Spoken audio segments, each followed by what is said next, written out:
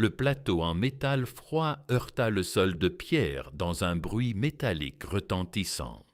La boîte de conserve de rations marines américaines roula à travers la pièce. Les biscuits secs et durs se brisèrent à l'impact. Le café tiède et noir forma une flaque sombre sur les lattes de plancher poussiéreuses.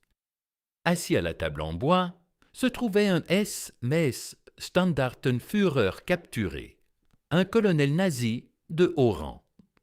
Son uniforme noir était impeccable. Il croisa les jambes, s'adossa à sa chaise et leva les yeux vers le jeune garde américain avec une expression de dégoût pur.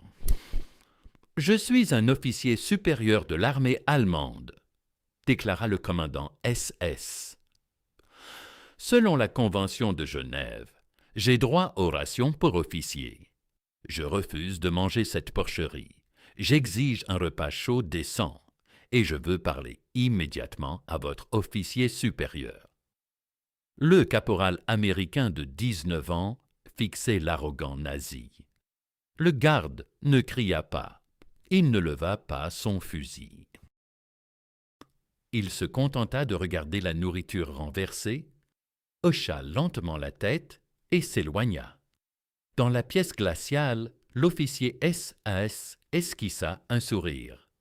Il pensait avoir réussi à intimider ses geôliers. Il imaginait affronter des Américains mous et faibles qui reviendraient bientôt avec des excuses et un vrai steak.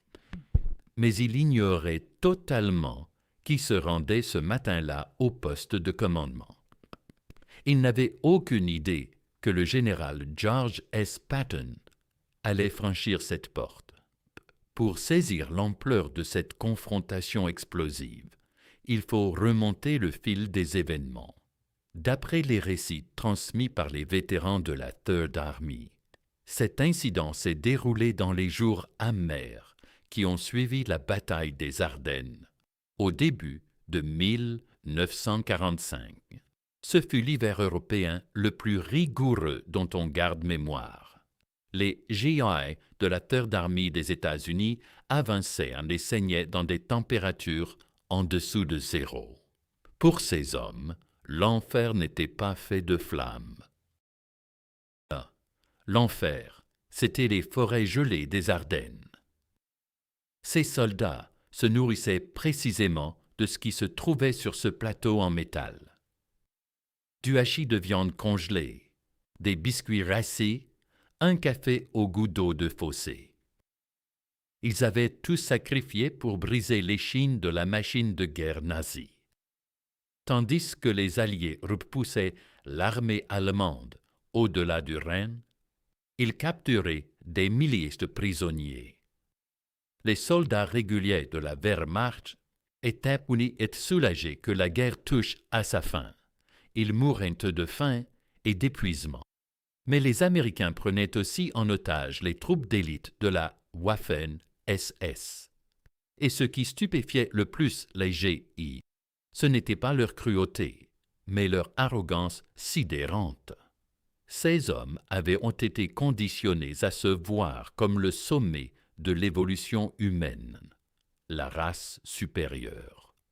Pour eux, les Américains formaient une nation métissée, faible, indisciplinée ou inférieure. Même vaincus, les commandants SS refusaient d'affronter la vérité.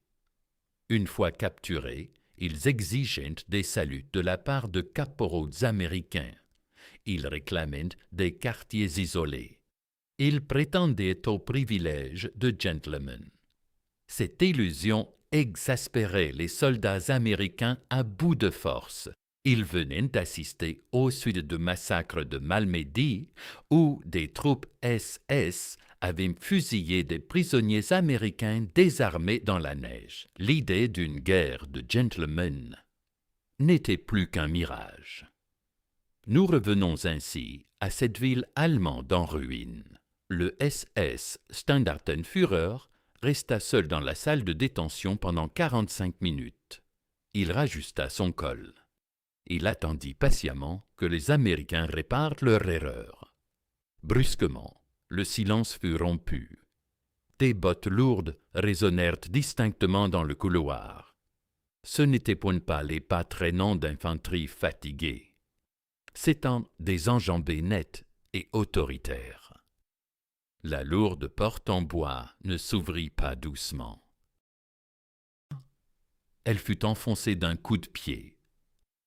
Elle claqua contre le mur de pierre dans un craquement assourdissant. L'officier SS tressaillit. Ah, ici.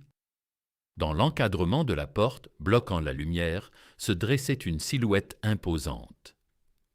Il portait un casque en acier poli, orné de 3 étoiles d'argent, un uniforme olive impeccable, et à sa hanche, dans un étui en cuir sur mesure, pendait son fameux Colt 45 à poignée d'ivoire.